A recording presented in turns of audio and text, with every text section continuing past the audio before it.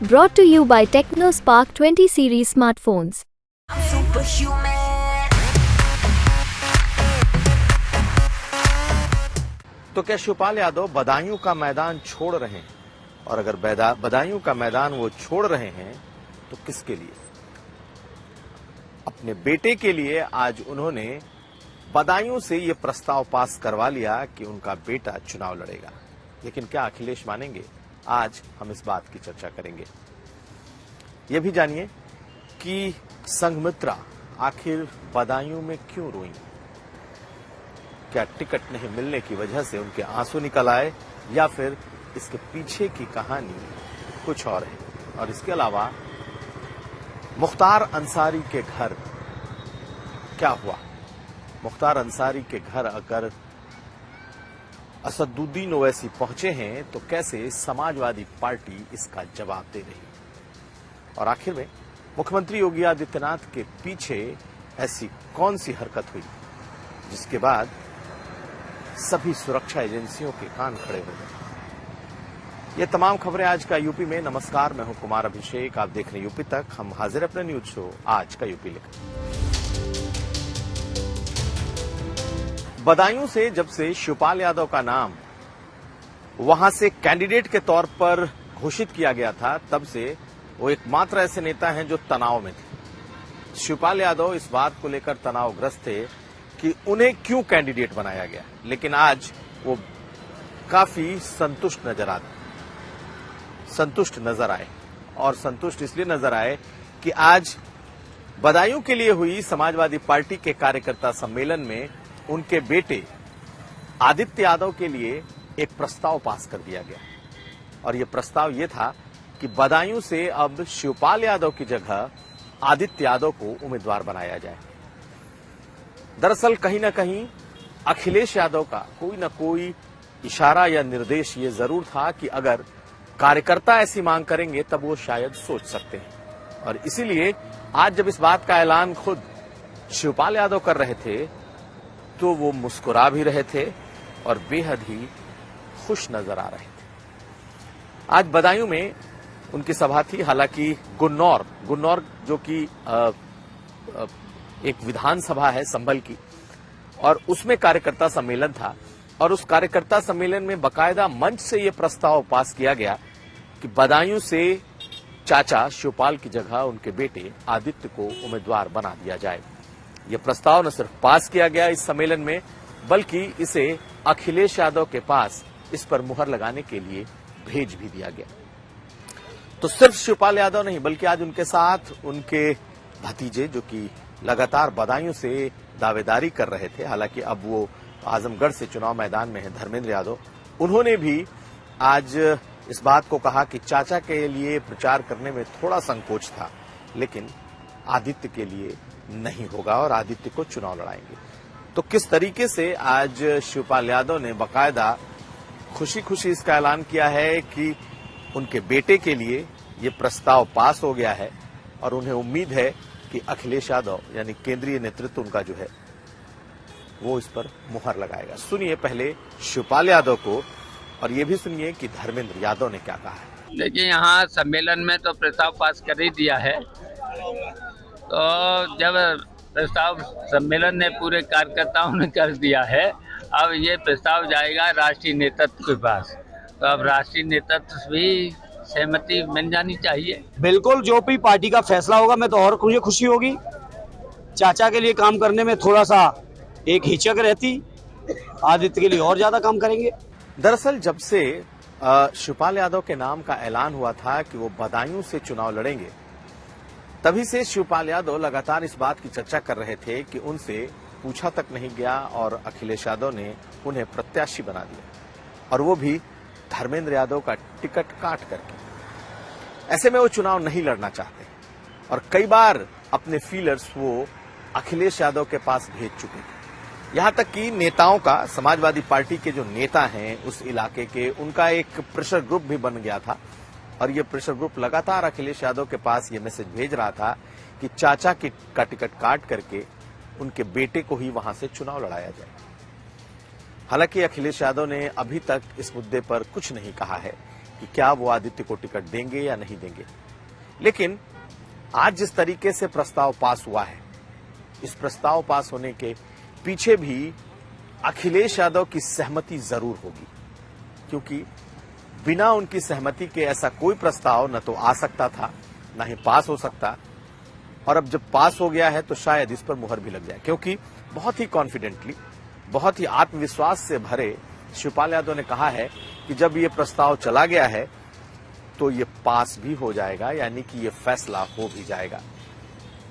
कहने का मतलब ये है कि कहीं ना कहीं आदित्य के लिए कैसे इस सीट के लिए एक पूरी व्यूह रचना रची गई, कैसे सीट को तैयार किया जा रहा है, ये पूरी कहानी आज शिवपाल यादव का ये बयान साबित कर देता है। कि वो प्रस्ताव लिखित में अभी क्या गया है इसका डिटेल आना बाकी है, लेकिन ये तय है कि अब बदायूं से हो सकता है कि शिवपाल यादव की जगह उनके बेटे आदित्य यादव चुनाव लड़े।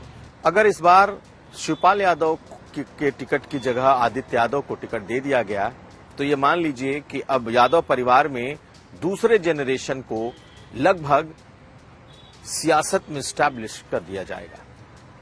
राम गोपाल यादव के बेटे अक्षय यादव, उनका नाम पहले ही ऐलान हो चुका है, सांसद भी रह चुके हैं और एक बार फिर वो फिरोजाबाद से उम्मीदवार हैं। धर्मेंद्र यादव पूर्व सांसद हैं और अखिलेश यादव के चचेरे भाई हैं।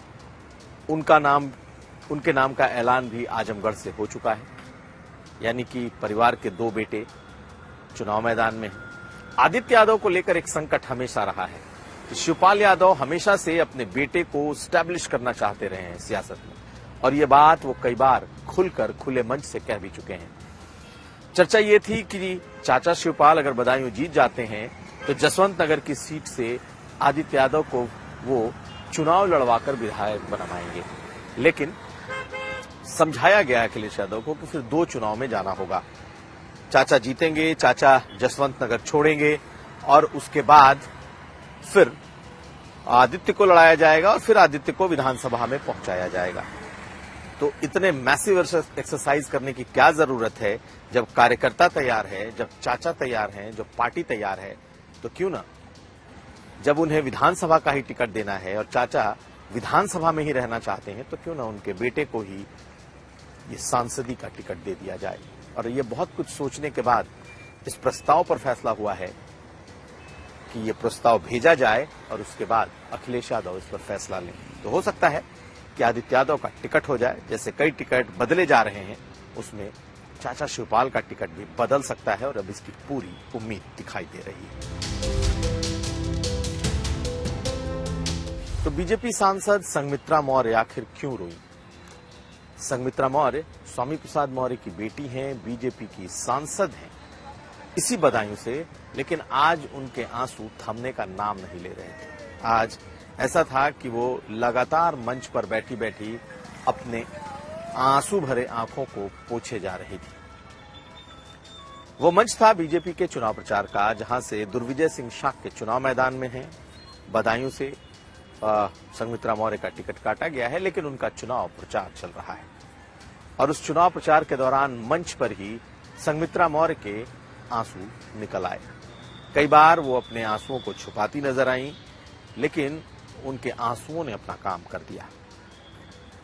यह दिख गया कि संघमित्रा मौर्य का टिकट कटने के बाद वो कितनी आहत हैं। चुनाव पर इसका क्या असर पड़ेगा, ये तो खैर बाद की बात होगी, लेकिन संघमित्रा मौर्य से जब इन आंसुओं के बारे में पूछा गया तो उन्होंने एक अलग कहानी बता दी, और उन्होंने कहानी ये बताई कि दरअसल ये टिकट कटने के आंसू नहीं हैं, ये बगल में जो मंत्री गुलाब देवी बैठी थी, उन्होंने जिस तरीके से राजा दशरथ की एक कहानी सुनाई, उससे उनके आंसू छलक पड़े। बहुत कम लोग होंगे जो इस बात पर यकीन करेंगे कि जिसका टिकट कटा हो, जो कहीं ना कहीं बहुत ज्यादा भावनात्मक तौर पर जुड़ा हो और सामने उसे दूसरे के लिए चुनाव प्रचार करना पड़ रहा हो, तो निश्चित तौर पर उनके आंसू निकल सकते हैं। हुआ भी वही है, लेकिन क्या कह रही हैं संघमित्रा मौर्य, पहले आप उनके उस बात को सुनिए कि वो क्या वजह बता रही। सुनिए संघमित्रा मौर्य। मंच पर हमारे बगल में प्रदेश की मंत्री आदरणीय गुलाब देवी जी बैठी हुई थी और उस वक्त कार्यक्रम नहीं चल रहा था, तो आदरणीय मंत्री जी एक राजा दशरथ की कहानी सुना रही थी और वो कहानी भावुक था, मार्मिक था। तो निश्चित तौर पर महिला होने के नाते भावुक होना एक स्वाभाविक सा विषय है और सिर्फ उस कहानी की वजह से आंखें नम हुई थी। संघमित्रा मौर्य कोई कमजोर नहीं है, संघमित्रा मौर्य बहादुर महिला है और इस देश की आधी आबादी का नेतृत्व करने वाली महिला है। तो वो इतनी छोटी छोटी चीजों पर उसकी आंखें नम होना या भावुक होना कतई उसके ऊपर शोभा नहीं देता है। सर टिकट को लेके तो कोई ऐसा अंदर से कोई चीज सामने निकल कर नहीं आई? टिकट को लेकर के अगर होता तो मैं पहले दिन जब लोकसभा प्रत्याशी जी बदायूं आए तो मैं उनके सामने बरेली से बदायूं तक नहीं आती, पूरे कार्यक्रम में उनके साथ में नहीं रहती। जिस हृदय की गहराई से मैं उनके साथ में लगी हुई हूँ अपना चुनाव समझ करके, मैं कतई उनके साथ में नहीं होती अगर टिकट को लेकर के होता तो आपने संघमित्रा मौर्य को सुना, लेकिन जब गुलाब देवी से पूछा गया तो उन्होंने इससे थोड़ा अपने को अलग कर लिया। उनका कहना था कि ऐसी कोई कहानी उन्होंने नहीं सुनाई, लेकिन ये साफ हो गया कि संघमित्रा मौर्य के आंसू तो टिकट के लिए ही निकले।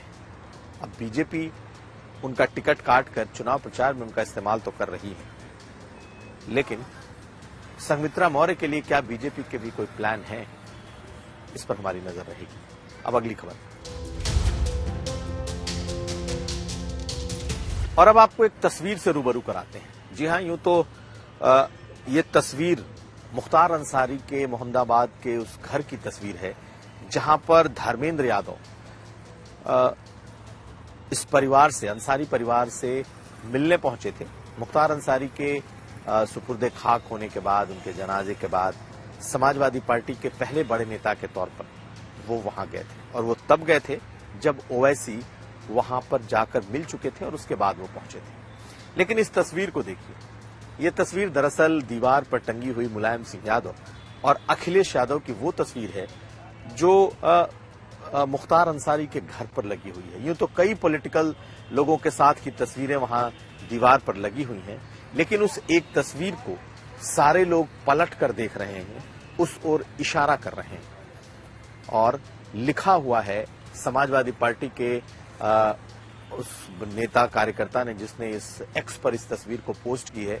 तो राघवेंद्र यादव नाम के समाजवादी पार्टी के इस नेता और कार्यकर्ता ने जो एक्स पर तस्वीर पोस्ट की है वो बड़ी ही इंटरेस्टिंग है, और उसमें उस तस्वीर में बैठे लोग पलट कर पीछे दीवार की तरफ देख रहे हैं, और उस दीवार पर जो तस्वीर टंगी है अखिलेश यादव की, उसे देखकर इशारा किया जा रहा है, कुछ बातचीत हो रही है।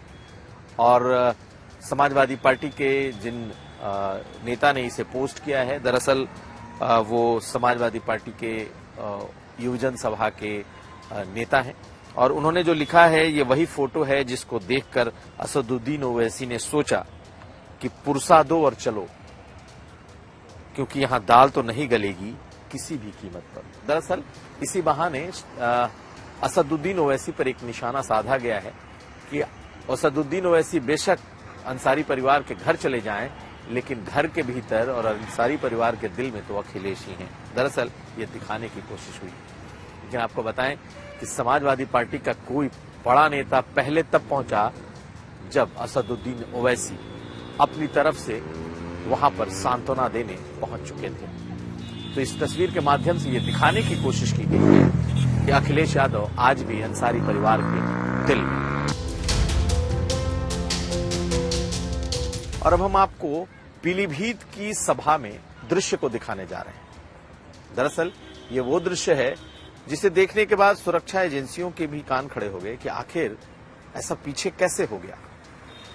आज मुख्यमंत्री योगी आदित्यनाथ पीलीभीत में थे और पीलीभीत में चुनावी जनसभा कर रहे थे जितिन प्रसाद के लिए, और उनके पीछे जो उनका सबसे कोर घेरा होता है, यानी जो कमांडो का घेरा होता है, यानी कि जो सबसे मजबूत घेरा ठीक मुख्यमंत्री योगी आदित्यनाथ के पीछे होता है, अचानक उस सुरक्षा घेरे में मौजूद वो शख्स धीरे धीरे गिरने लगा और वो गिरकर बेहोश जैसा हो गया।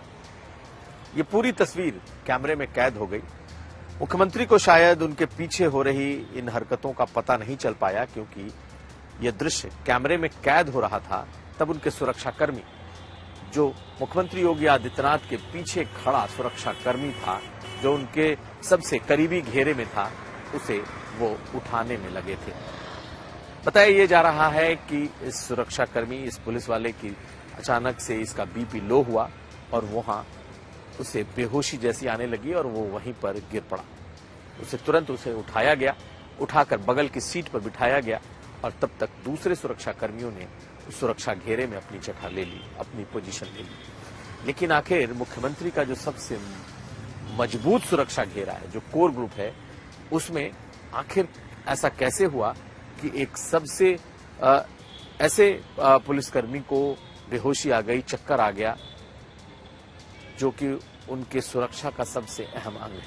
खैर, आला अधिकारियों ने कहा कि कई बार ऐसा होता है कि थकान की वजह से कोई पुलिस अधिकारी या कोई पुलिसकर्मी बेहोश हो जाता है। इसमें कोई बहुत ज्यादा चौंकने वाली बात नहीं है, लेकिन मुख्यमंत्री की सुरक्षा को कोई खतरा नहीं है, तो कहीं काम का ज्यादा बोझ तो नहीं। हम इन सवालों के साथ छोड़े जाते हैं। ये था आज का यूपी। हम कल फिर हाजिर होंगे। हमें दीजिए इजाजत। नमस्कार।